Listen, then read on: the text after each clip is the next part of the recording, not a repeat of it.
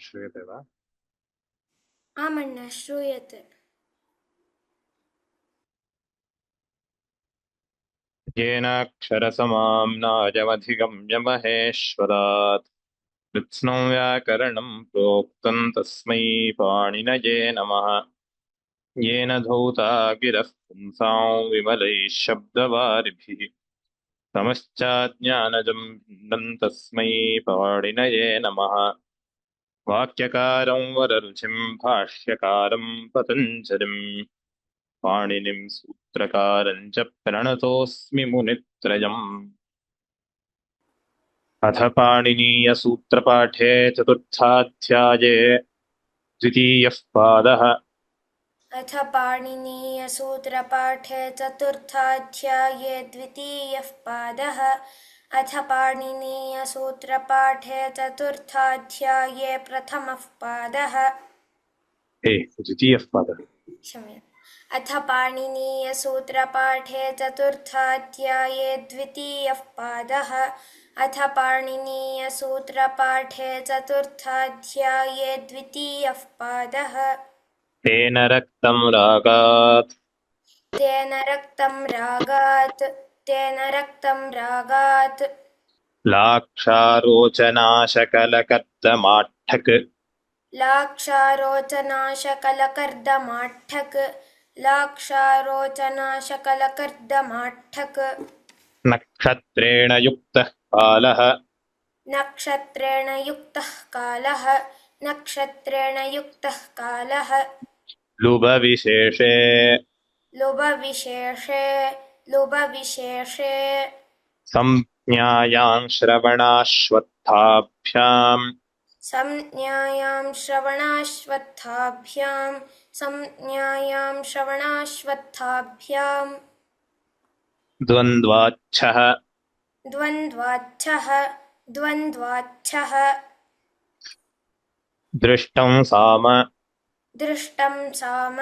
दृष्टं साम कलेर्ढक् कलेर्ढक् वामदेवाड्यट्यौ वामदेवाड्यड्यौ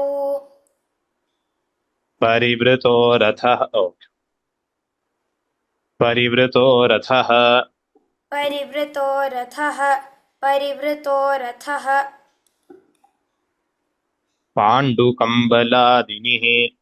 पाण्डुकम्बलादिनिः पाण्डुकम्बलादिनिः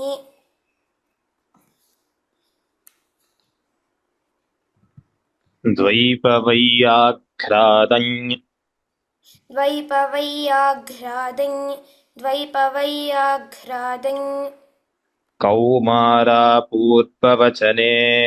कौमारापूर्ववचने कौमारापूर्ववचने तत्रोद्धृतममत्रेभ्यः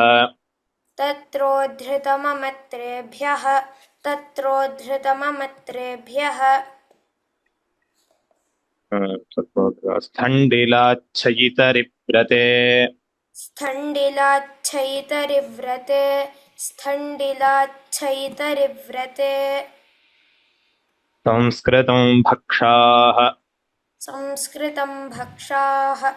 संस्कृतं भक्षाः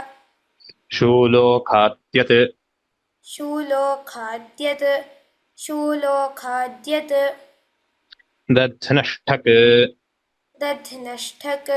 दध्नष्ठक् उदश्वितोऽन्यतरस्याम्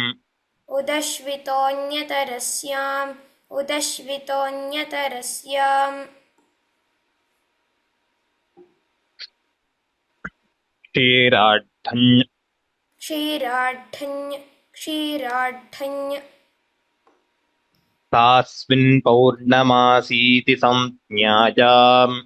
तास्मिन् पौर्णमासीति संज्ञायाम् सास्मिन् पौर्णमासीति संज्ञायाम्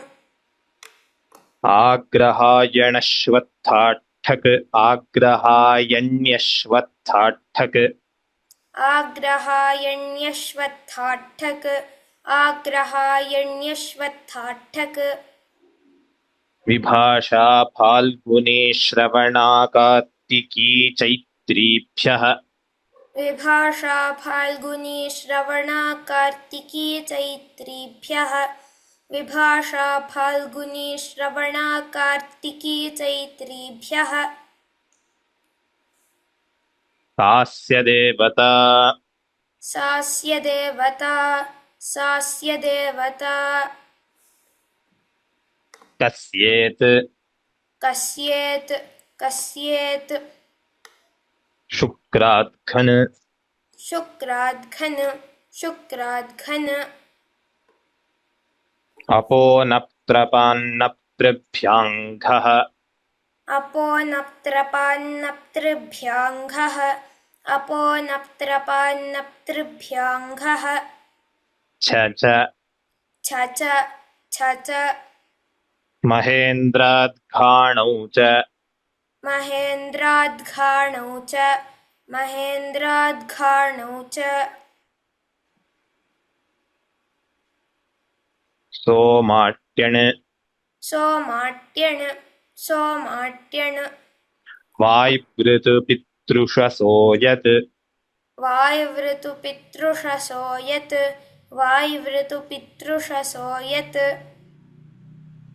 द्यावा पृथिवीषुनासीरमरुत्तदग्नि सोमावस्तोष्वास्तोष्पतिगृहमेधाच्छ च द्यावा पृथिवी शुनासीरमरुत्वदग्नि सोमवास्तोष्पतिगृहमेधाच्छ च द्यावा पृथिवी शुनासीरमरुत्वदग्नि सोमवास्तोष्पतिगृहमेधाच्छ च अग्नेऽर्धक् अग्नेर्ढक् अग्नेर्ढक् कालेभ्यो भववत् कालेभ्यो भववत् कालेभ्यो भववत् महाराजप्रोष्ठपदार्थञ् महाराजप्रोष्ठपदार्थञ् महाराजप्रोष्ठपदार्थञ् पितृव्यमातुलमातामहपितामहाः पितृव्यमातुलमातामहपितामहाः पितृव्यमातुलमातामहपितामहाः तस्य समूहः तस्य समूहः तस्य समूहः भिक्षादिभ्योऽण् भिक्षादिभ्योऽण् भिक्षादिभ्योऽण् गोत्रोक्षोष्ट्रोरभ्रराजराजन्यराजपुत्रवत्समनुष्याजात्पुञ् गोत्रोक्षोष्ट्रोरभ्रराजराजन्यराजपुत्रवत्समनुष्याजाद्वि गोत्रोक्षोष्ट्रोरभ्रराजराजन्यराजपुत्रवत्समनुष्याजाद्वि केदाराद्युञ्च केदाराद्यञ्च केदाराद्यञ्च ठञ्कवचिनश्च ठङ्कवचिनश्च ठङ्कवचिनश्च ब्राह्मणमाणववाडवाद्यन् ब्राह्मणमाणववाडवाद्यन् ब्राह्मणमाणववाडवाद्यन् ग्रामजनबन्धुसहायेभ्यस्तल् ग्रामजनबन्धुसहायेभ्यस्तल् ग्रामजनबन्धुसहायेभ्यस्तल् अनुदात्तादेरञ् अनुदात्तादेरञ् अनुदात्तादेरञ् खण्डिकादिभ्यश्च खण्डिकादिभ्यश्च खण्डिकादिभ्यश्च चरणेभ्यो धर्मवत् चरणेभ्यो धर्मवत् चरणेभ्यो धर्मवत् अचित्तहस्तिधेनोष्ठक् अचित्तहस्तिधेनोष्ठक् अचित्तहस्तिधेनोष्ठक् केशाश्वाभ्याञ्छावन्यतरस्याम् केशाश्वाभ्याञ्छावन्यतरस्यां केशाश्वाभ्याञ्छावन्यतरस्यां पाशादिभ्यो जः पाशादिभ्यो यः खलगोरथात् खलगोरथात् इनित्रकट्यचश्च इनित्रकट्यचश्च विषयो देशे विषयो देशे राजन्यादिभ्यो राजन्यादिभ्यो वुञ्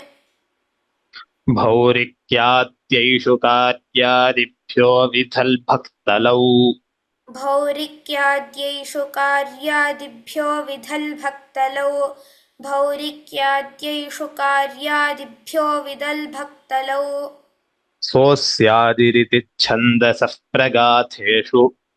सोऽस्यादिरिति छन्दसः प्रगाथेषु सोऽस्यादिरिति छन्दसः प्रगातेषु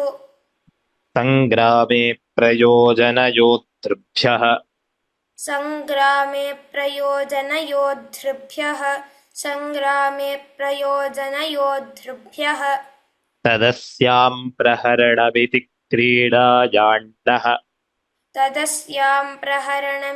क्रीडायाण्डः तदस्यां प्रहरणमिति क्रीडायाम्नः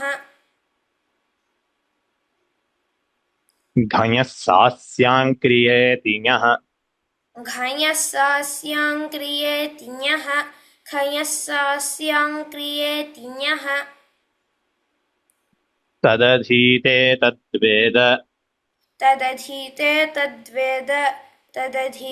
तद्वेद क्रतूक्तादिसूत्रान्ताट्ठक् क्रतूक्तादिसूत्रान्ताट्ठक् क्रमादिभ्यो वुन् अनुब्राह्मणादिनिः अनुब्राह्मणादिनिः वसन्तादिभ्यष्ठक् वसन्तादिभ्यष्ठक् प्रोक्ताल्लुक् प्रोक्ताल्लुक्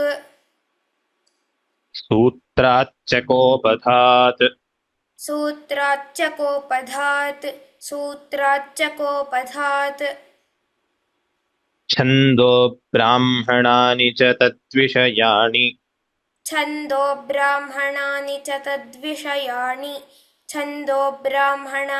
तद्विषयाणि तदस्मिन्नस्तीति देशे तन्नाम्नि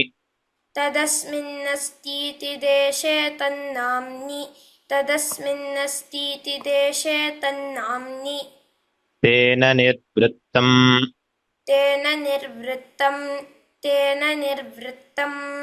तस्य निवासः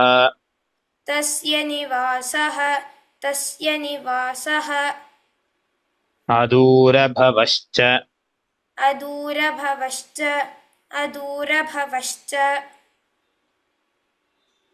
ओरञ् मतोश्च बह्वजङ्गात्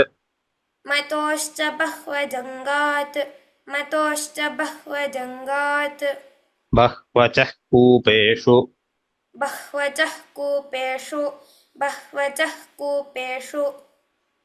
उदक्च विपाशः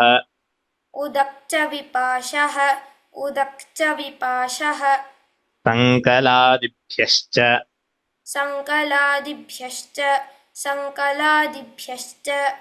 स्त्रीषु सौवीरसाल्पप्राक्षु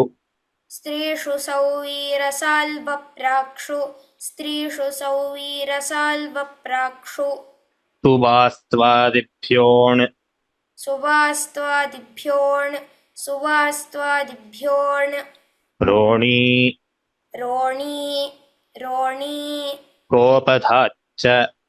कोपधाच्च कोपधाच्च मुञ्छन् कठजिलसे निरढन्ययफक्फिङ्गकण्ठकोरीहणकृशाश्वर्ष्य कुमुद कुमुदकाशतृणप्रेक्षाश्मसखिसङ्काशबलपक्षकर्ण सुतङ्गमप्रगदिन्वरहाः कुमुदादिभ्यः मुञ्छन्कठजिलसे निरढन्ययफक्फिनीय कण्ठकोरीहणकृशाश्वर्यकुमुदकाशतृणप्रेक्षाश्म सखिसङ्काशबलपक्षकर्णसुतङ्गमप्रगदिन्वराह कुमुदादिभ्यः मुञ्छन्कठजिलसे निरढन्ययफक्फिनीयकण्ठकोरीहणकृशाश्वर्यकुमुदकाशतृणप्रेक्षाश्म सखिसङ्काशबलपक्षकर्णसुतङ्गमप्रगदिन्वराह कुमुदादिभ्यः जनपदे लुप् जनपदे लुप् एतावत्पर्यन्तमेव कृतम् अतः अत्र उपसंहारः. Now we will open the forum for practice. ये जे अभ्यासं कर्तुम् इच्छन्ति कृपया हस्तमुन्नयन्तु. Those who would like to practice, kindly raise your hand.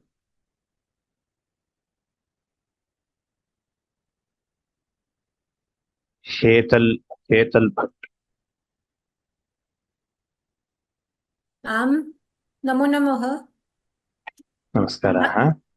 अथ पाणिनीयसूत्रपाठे चतुर्थाध्याये द्वितीयः पादः. तेन रक्तं रागात् लाक्षारोचनाशकलकर्दमाट्ठक नक्षत्रेण युक्तः कालः लुबविशेषे संज्ञायां श्रवणाश्वत्थाभ्यायां द्वन्द्वाच्छः दृष्टं साम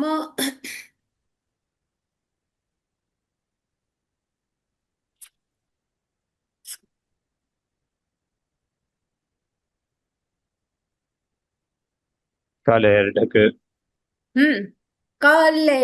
कलेटक वामदेवाड्ययो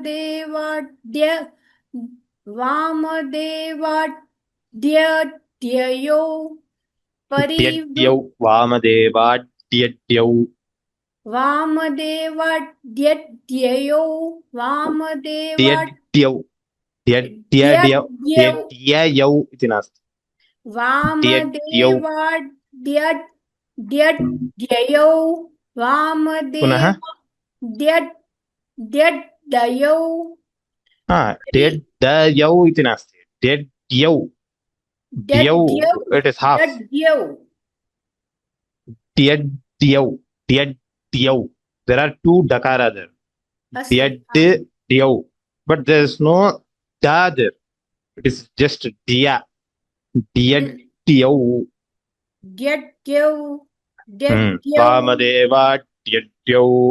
वामदेवाड्यड्यौ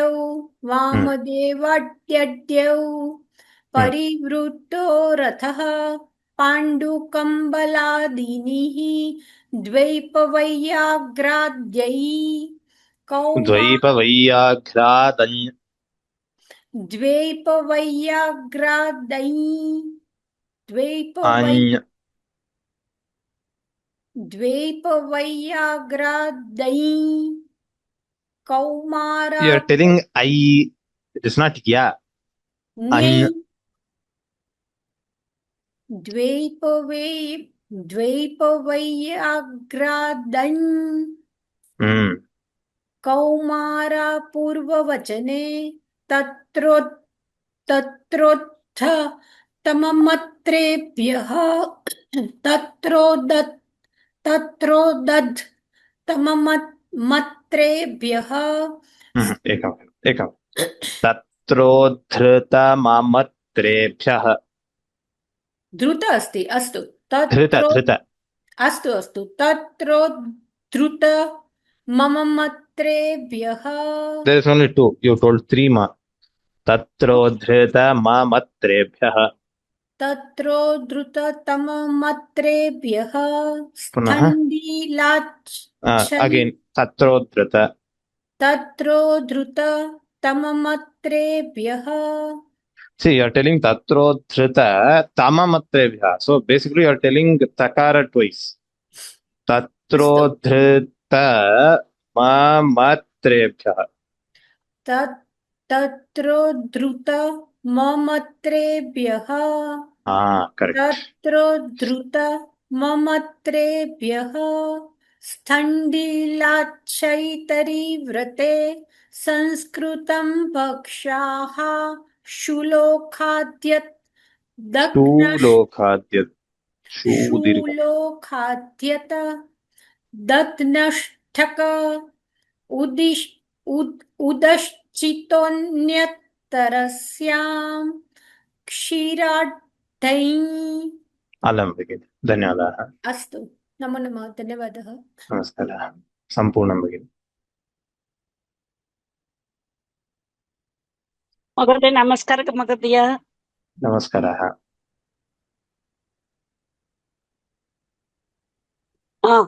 वदामि महोदय.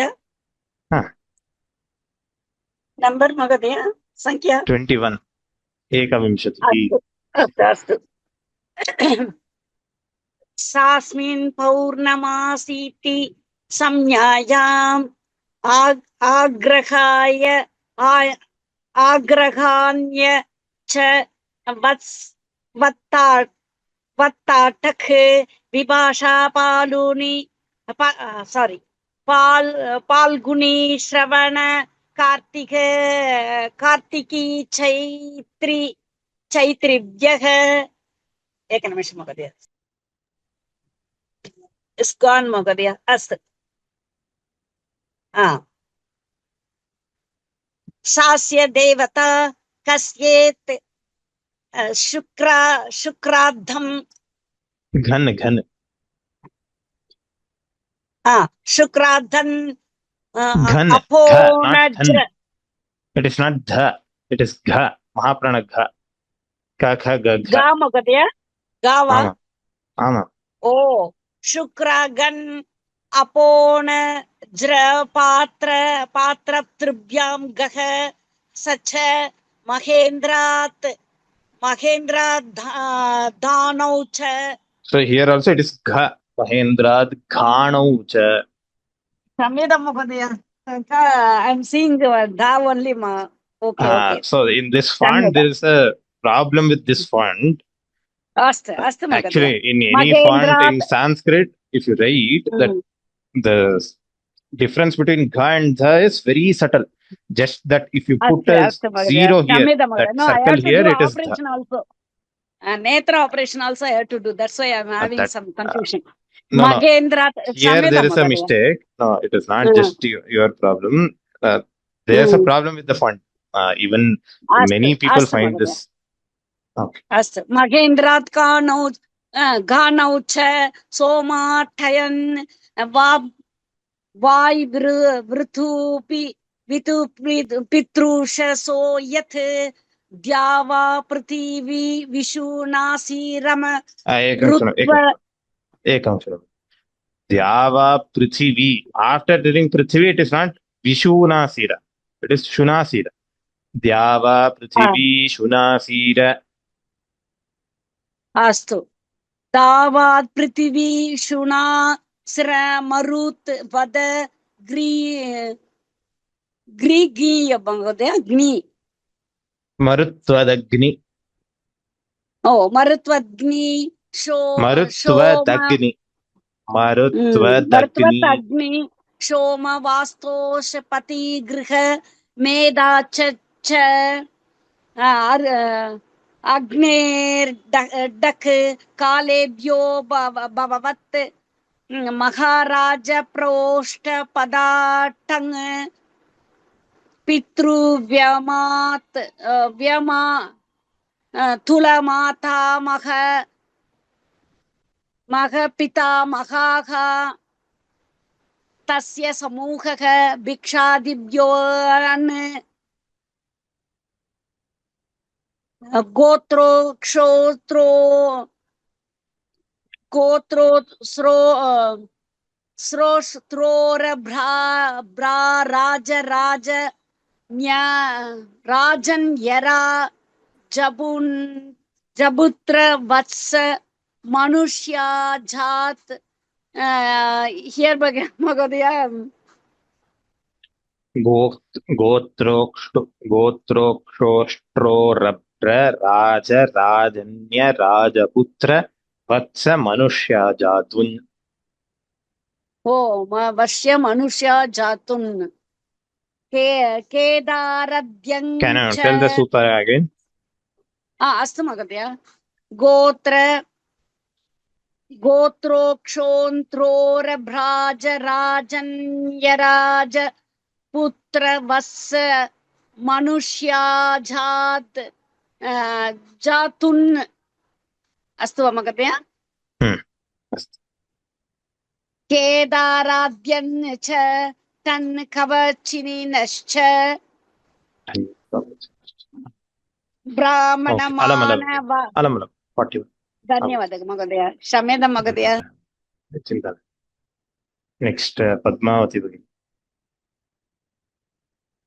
राम राम महोदय पदा ठै कवचिनश्च ब्राह्मणमानववाडवाद्यन् ग्रामजनबन्धुसहायेभ्यः तल् अनुदात्तादेरै कण्डिकादिभ्यश्च चरणेभ्यो धर्मवत् अचित्तहस्तिदेनोष्टक् केशाश्वाभ्यां याञ्चावन्यतरस्य उपरि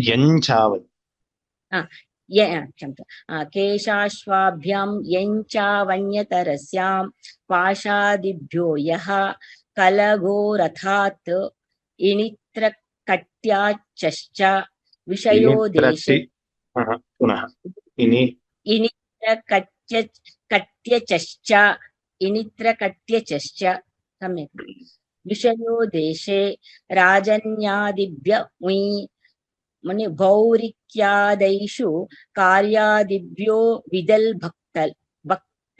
भक्तलौ सोऽस्यादिरिति छन्दसि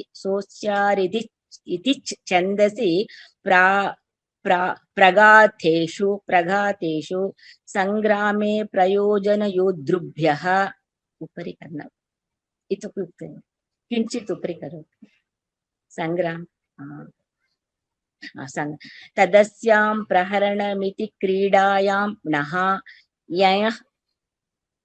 घयः सास्यां क्रियेते ञः तदधीते तद्वेद क्रतुक्तादिसूत्रान्ताठक् क्रमादिभ्यो उन्नु अनुब्राह्मणादिभिः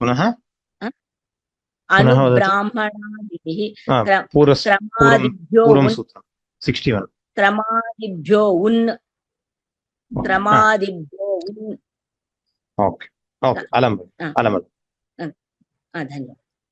धन्यवादः सम्यक् उक्तम्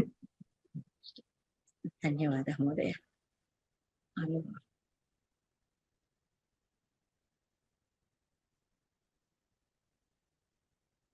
नेक्स्ट चित्रा श्रीकांत नमस्कारः महोदय नमस्कारः I will recite first and then I have some doubts. I will ask you after I finish my recitation. Okay. क्रमादिभ्यो उन् अनुब्राह्मणादिनिः वसन्तादिभ्यष्टक् प्रोक्ताल्लुक् सूत्राच्चकोपधात् छन्दो ब्राह्मणानि च तद्विषयाणि तदस्मिन्नस्तीति देशे तन्नाम्नि तेन निर्वृत्तम्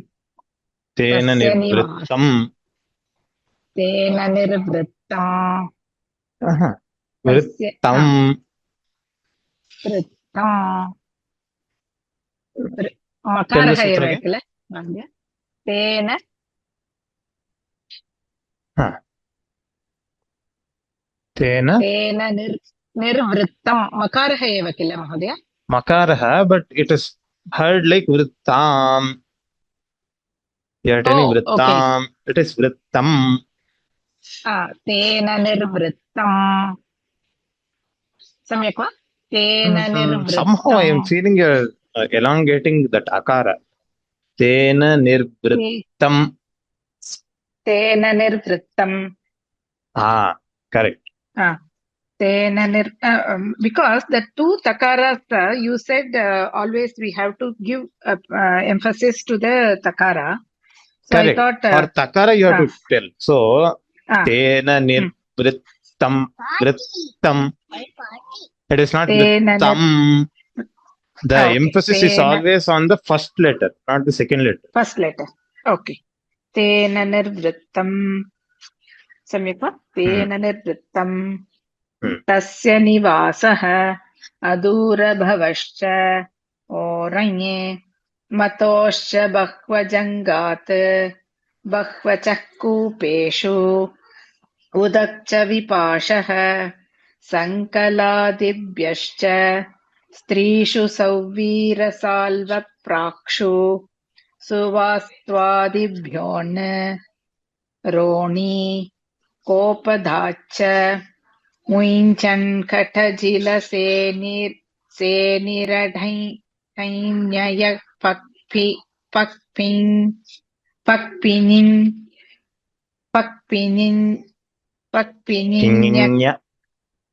पक्पिनिन्य कठोरीहनकृशाश्वर्ष्य कुमुदकाशतृणप्रेक्षाश्म सखि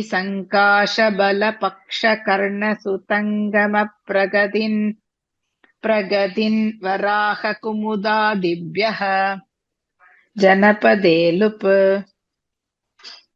अत्र मम सन्देहः महोदय अत्र उञ्छन् खटजिल इति दीर्घसूत्रमस्ति किल तत्र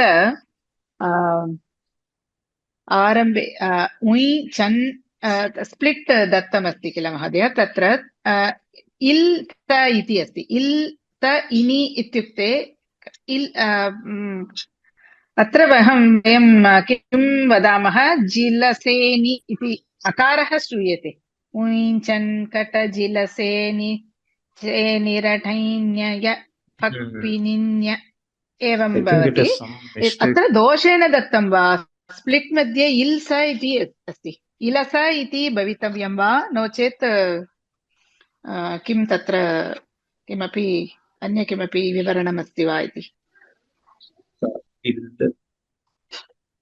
इल इति प्रत्ययः प्रायशः इट् इस् नाट् इल् पश्यतु सो इट् इस् अ दोषेण दत्तः इलः अकार इस् अकार is so here it is ila it is not ill it is not ill okay one this thing and then in 57 sutra 57th one gaya sasya 57 tadasyam praharanamiti क्रीडायां नः इति अस्ति तत्र pronunciation कथं भवितव्यं मकारः नकार इव श्रोतव्यं वा because na is following in 27th sutra similar this thing apo naptrapan naptrabhyangah tad nakarah श्रूयते अनुस्वारस्य स्थाने अत्र तु किमर्थं मकारः एव श्रूयते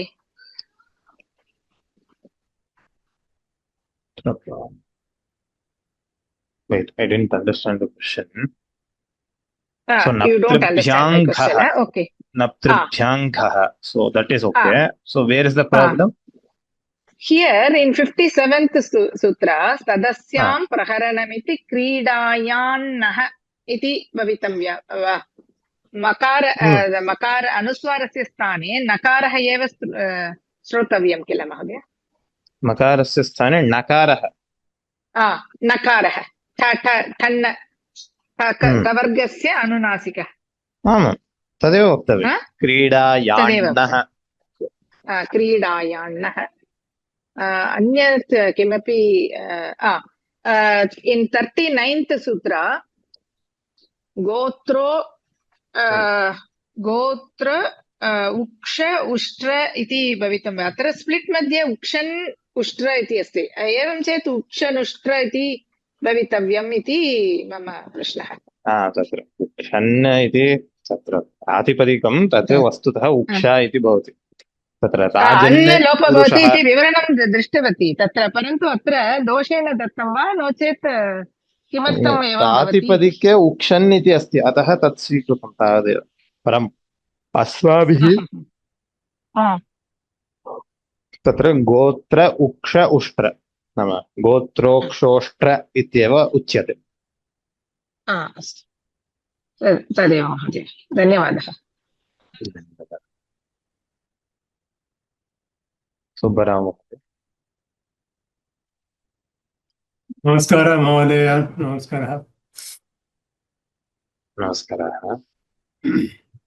अथ पाणिनीयसूत्रपाठे चतुर्थाध्याये द्वितीयपादः।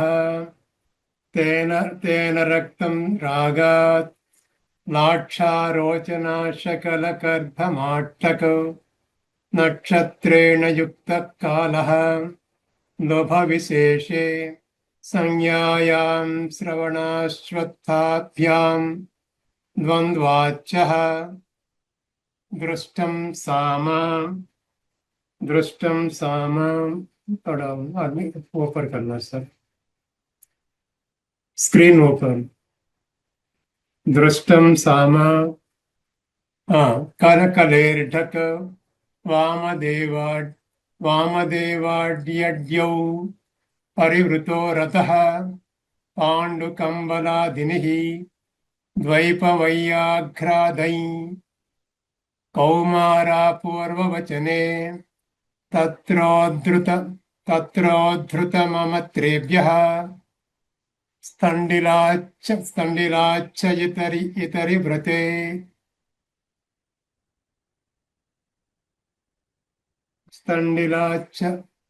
स्तण्डिलाच्च इतरि व्रते। स्क्रीन ओके सर। संस्कृतं भक्षाः शूलोकाध्यत दध्नष्टकौ वदश्वितोऽन्यतरस्यां क्षीराड्डै सास्मिन् पौर्णमासीति संज्ञायाम् आग्रहायण्यश्वत्थाट्टकौ। अलम् महोदय। नमस्कारः महोदय। नमस्कारः। नेक्स्ट वेंकटरामन् महोदय।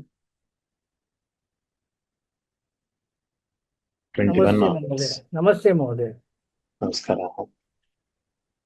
सास्मिन् पौर्णमो मासीति संज्ञायाम् आग्रहायण्यश्वत्वाद तक् विभाषा फाल्गुनी श्रवणा कार्तिकी चैत्रिभ्यः चास्य देवता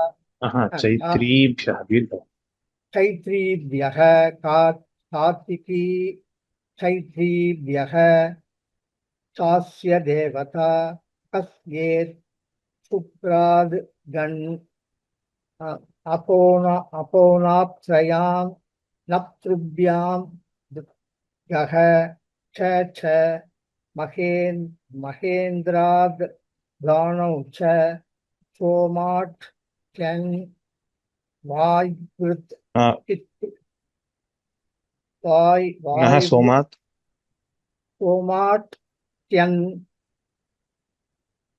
सोमाट्यन् मिलित्वा वदन समये सोमाट्यन् ओके सोमाट्यन् या वायुवृत् पितृषो यत् द्यावा पृथिवी सुनासीर मरुत्वदग्निं योष वास्तोस् पति बाष्पोत्पत्ति गृहमेधाच्च च अग्नेर्दक् कालेभ्यो भवत् महाराज रोष्ट पदार्थञ्ज पितृव्य मातुल मातामह पितामहाः तस्य समूहः भिक्षादिभ्योन् गोत्रोक्षोष्ट्रो रभ्रराज राजन्य राजपुत्र वत्स मनुष्याजात्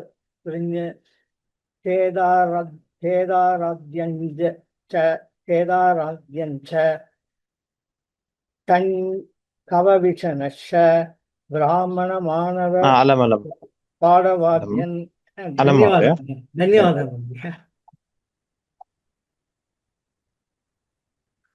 रामकृष्ण सैफो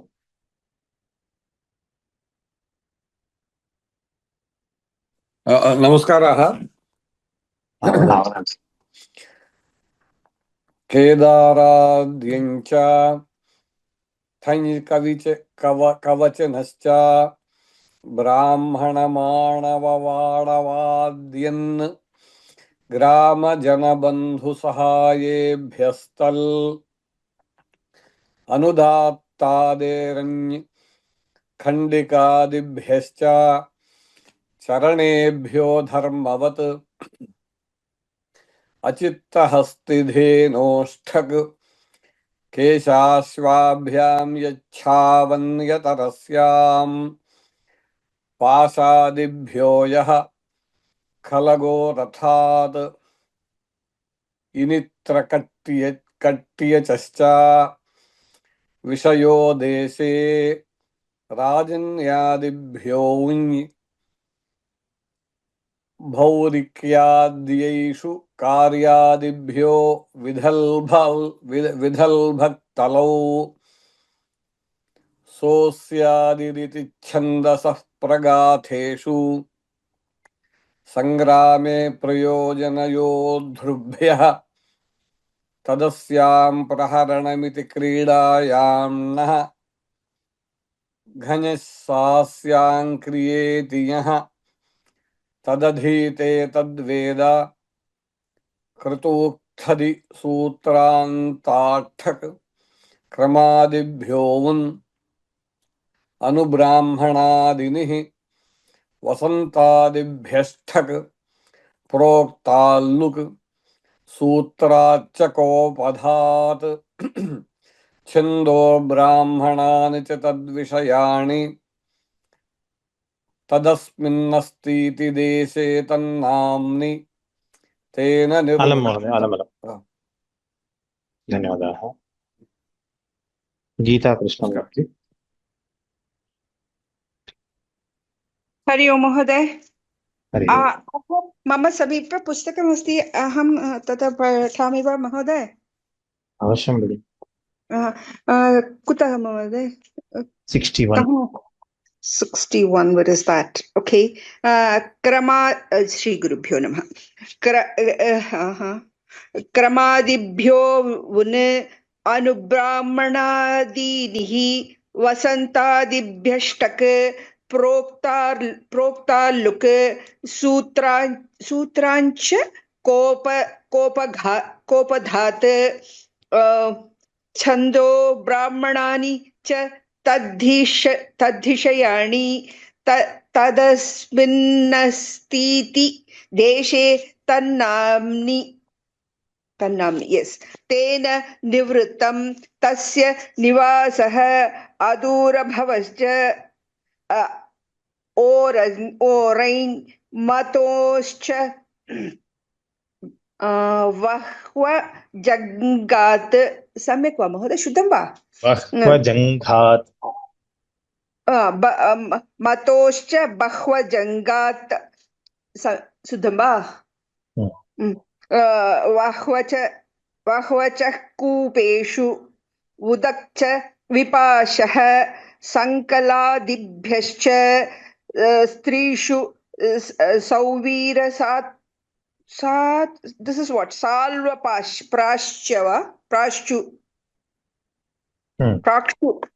Right? Correct. स्त्रीषु सौवीर साल्व प्राक्षु सुवास्वादिभ्योण रोणी कोपघाश्च. This I was admiring Vihan and got it. We Chanaka Tajil Senira Dhai Nai Ya Fuck Phak, this is how do you say this, Mahoday? Two Se niradhanyaya. No. A phak after that? Phak pinginya. Pinginya. Pinginya. Pinginya. Pinginya kak takorihana Krishashwarya. No, I'm saying it wrong, no, Mahoday. Krishashwarya, right? Varya. How do you say this? How do you say this, Mahoday? Krishashwarya. Correct. Krishashwarya Kumuda Kasha Trina Prechasma Sakhi Sankasha Bala Pacha Karna Sutangama Pragadina Varaha Kumudadibhyaha. Hama. Janapade lup Varunadibhya. Thank you, Mahoday. Vihan said this beautiful. I wanted to really appreciate that. He did it very beautifully. Okay. In today's class of this, we have done a couple of rounds of practice. Shwaha punaha melishyamaha. From tomorrow, we will be doing the new patha. From 81 onwards, we will do the patha. येनाक्षरसमां नाजमधिगम्य महेश्वरात् कृत्स्नौ व्याकरणं प्रोक्तं तस्मै पाणिनये नमः. धन्यवादाः सर्वेभ्यः.